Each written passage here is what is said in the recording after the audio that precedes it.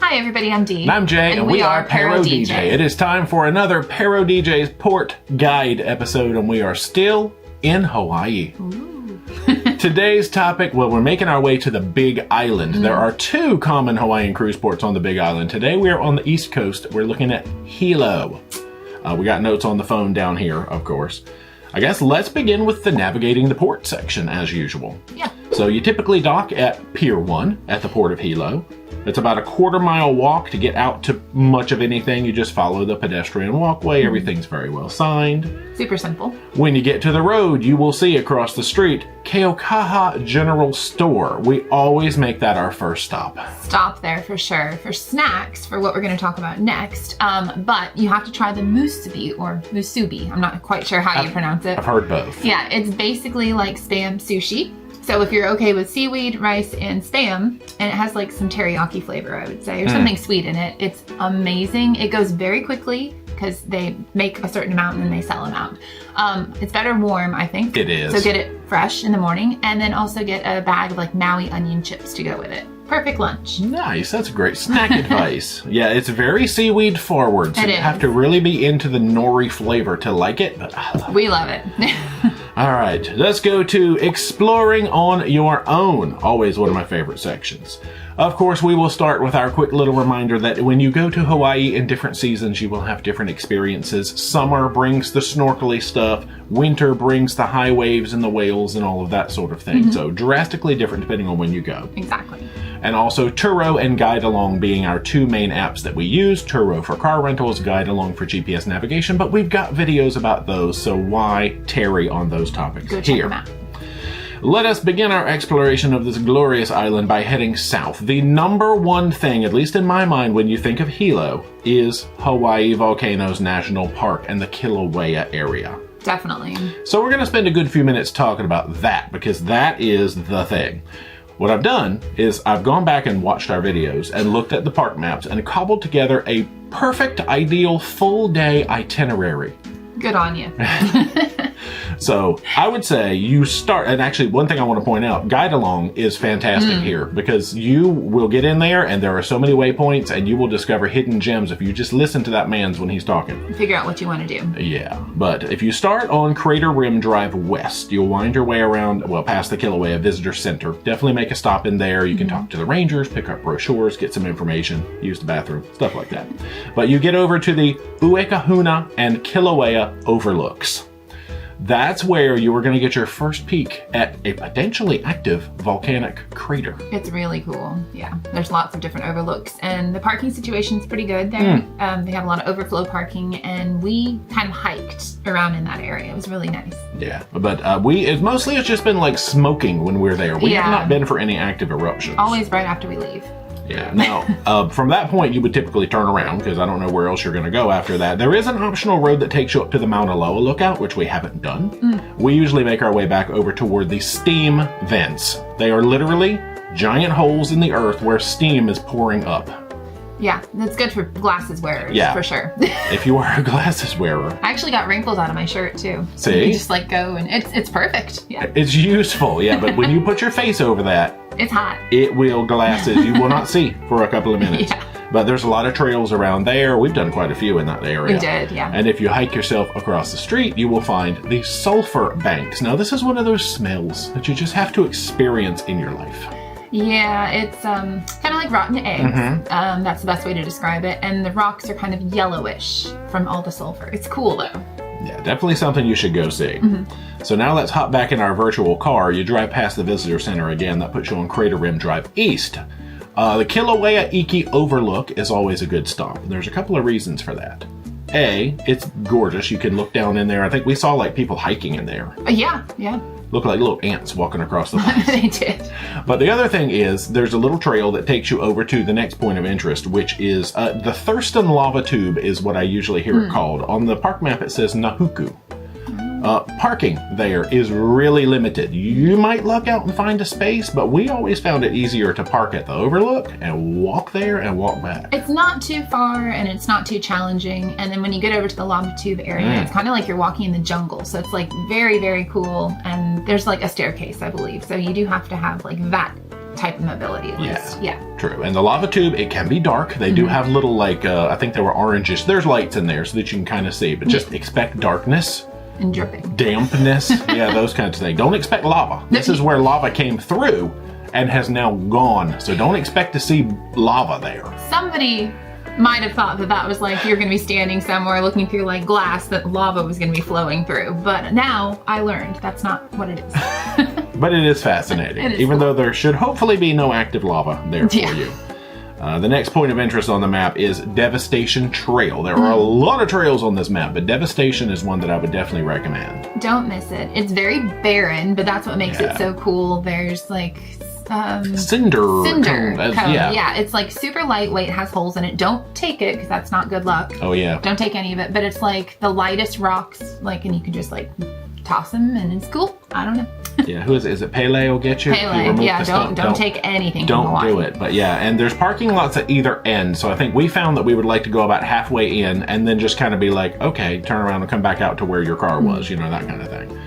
Because there's not much to see at each end other than a parking lot. Yeah. From there, you should pick up Chain of Craters Road. This is a nice, windy, scenic, you're making your way down to the ocean at this point, basically, but you will pass so many lava fields. It's fascinating to see, like, from all the different eruptions, and some are newer, some are older, and you can tell it's really cool. And of course, if you're listening to your guide, well, you'll see the pull-offs. There are some pull-offs that are better than others, but just to get out, they've built wooden platforms. You can climb up and just look across these lava fields. Yeah. So just to imagine what it was like when all that stuff was flowing through. We've got the Mauna Ulu Overlook and the Kealakomo Overlook. I'm really trying to get my pronunciations in there. So just get a few more peeks at some craters and some lava. I would say if you're feeling pressed for time at that point, that would be your turnaround spot. You probably don't need to continue any further if you're starting to get a little wiggly-footed about getting back to the port and all of that. If you have the time, keep on going. You will wind. You get all these beautiful views of the ocean. There's a spot called the Pu'uloa Petroglyphs, which we have driven by a few times and just never gone to see. But you do make your way down to the Holei Sea Arch. Now, you're looking at some footage right now, which is what it looked like when we were there, I think in 2022. It's changed a little bit since then. I think part of it broke. It didn't completely fall, from my understanding, but it might look a little different when you go. True. And they do have restrooms along the way if you need to use them. You see, I'm setting up a story here. We did use the restrooms down. We have fond memories of the Holei Sea Arch restrooms. Yeah, so I don't even know what to say about it. It's like a hole in the ground. Yeah. And you can feel the wind coming up while you're using the restroom. Yeah. It's very interesting. That was the story I felt like we needed in here. So thank you for taking that. You're welcome.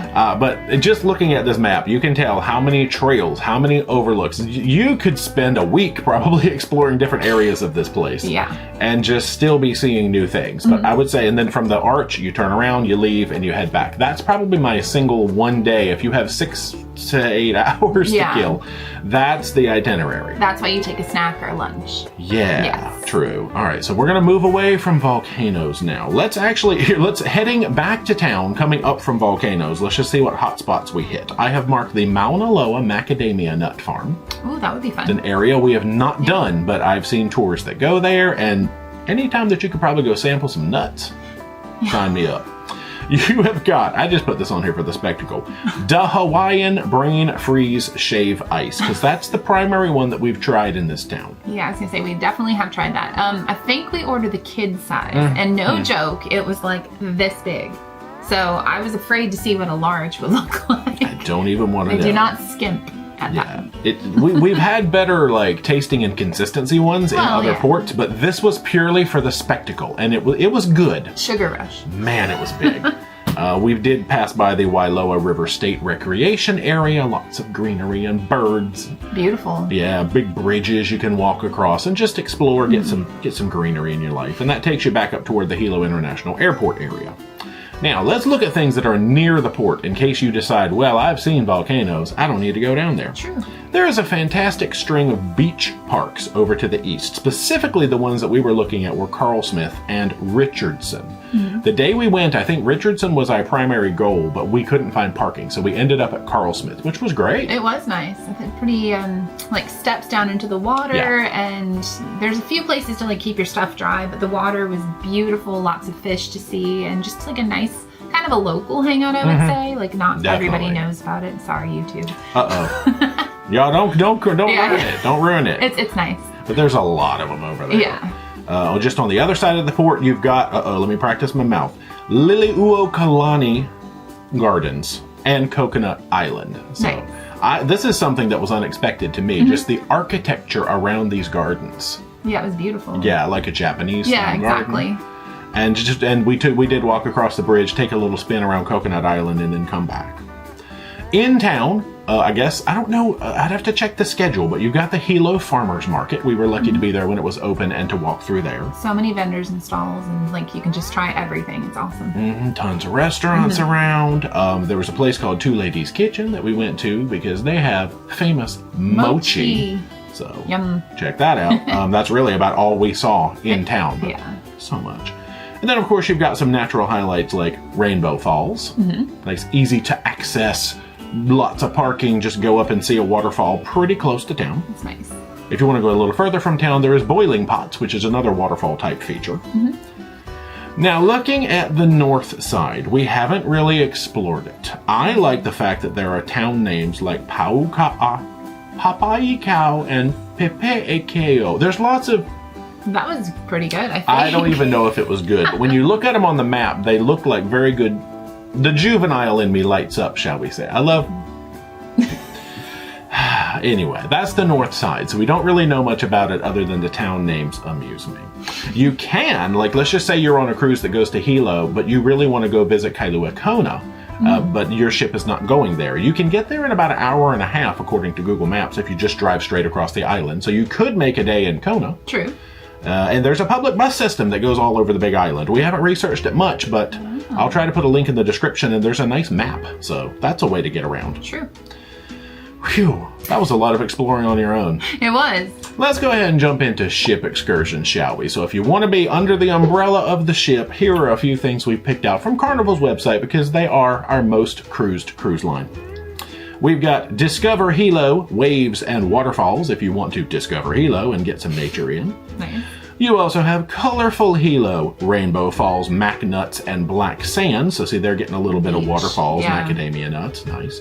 Jungle Falls Bike Adventure. I'll sign you up for that. Only I learned how to ride a bike when I was a kid. Tropical Farm Tour and Rainbow Falls. This one takes you to a place called OK Farms, which I was not that familiar with, but it looks cool. It's okay. You've got Volcanoes National Park, of course, and Tastes of Hawaii. That's if you want to, take the bus tour to get around Volcanoes National Park. And, of course, the last one, Hilo and Volcanoes National Park. Yeah. Very specific, but obviously a lot of town exploration and a lot of volcanoes. That's kind of what you do there, though. Yeah. So I guess let's go ahead and jump now to my actual favorite section, which is called Free and Frugal Fun. Now, my notes, I have that once you're outside the port, you can walk about a half a mile to a beach park. It's Keaukaha. We have not checked that one out, but you can walk yourself about half a mile to a beach. Okay. And it would be about a mile to get yourself over to the gardens. But otherwise, it's very industrial. That port is extremely industrial. And the traffic is pretty bad when it's back on board time, just be warned. Yeah, so anytime that you can walk to a beach, I give a few bonus points, but it's kind of far to walk to town, so I've given it a 3.5, mostly because you can get in some water. True. I'll give it a 4. There you go. Just go one tick higher. So there's your Free and Frugal Fun rating. And again, a reminder, this is not about the island. No. This is not about the city. That is specifically for what you can do close to the port. Walkable. For little or no money. Yeah. And not putting in a bajillion steps. Correct. That is all the notes that I have on Hilo. Hilo's amazing. You guys should definitely go check it out. And if you haven't done Volcanoes National Park, put it on your list. It is the thing to do. Yeah. But anyway, we've got more port guides coming. If you have not already, be sure to subscribe to the channel. Become a Paromaniac today. Socialize all our media, Facebook, Instagram, and Twitter. Yep. And until next time, rock on.